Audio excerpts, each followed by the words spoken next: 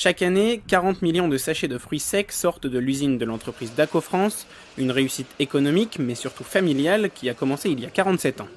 L'histoire de Dacofrance est une entreprise familiale qui a été créée par mon père, Joseph Abitbol, et qui en 1974 décide de se lancer sur le marché des fruits secs, et qui est un marché naissant à l'époque et qui n'a cessé de grandir, fort de la recherche d'une alimentation saine pour le consommateur.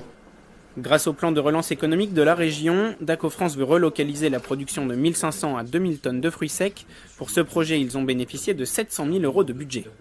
On a souhaité faire appel à ce fonds justement pour continuer notre expansion, moderniser, mais surtout réinternaliser des fabrications qui étaient réalisées à l'étranger et donc amener davantage de fabrication sur le site d'Île-de-France pour relocaliser, créer des emplois à forte valeur ajoutée.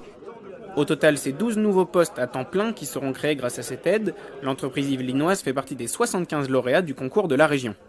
On a eu plus de 300 candidatures, des très beaux projets, des projets qu'on a réorientés vers des dispositifs plus classiques de la région. Et donc on a dû en sélectionner 75. On a déjà doublé le budget pour ce dispositif. On avait prévu 20 millions d'euros, on est passé à 42 millions d'euros. Et donc je pense qu'on va peut-être en relancer un en ce début d'année pour aider d'autres belles industries sur notre territoire.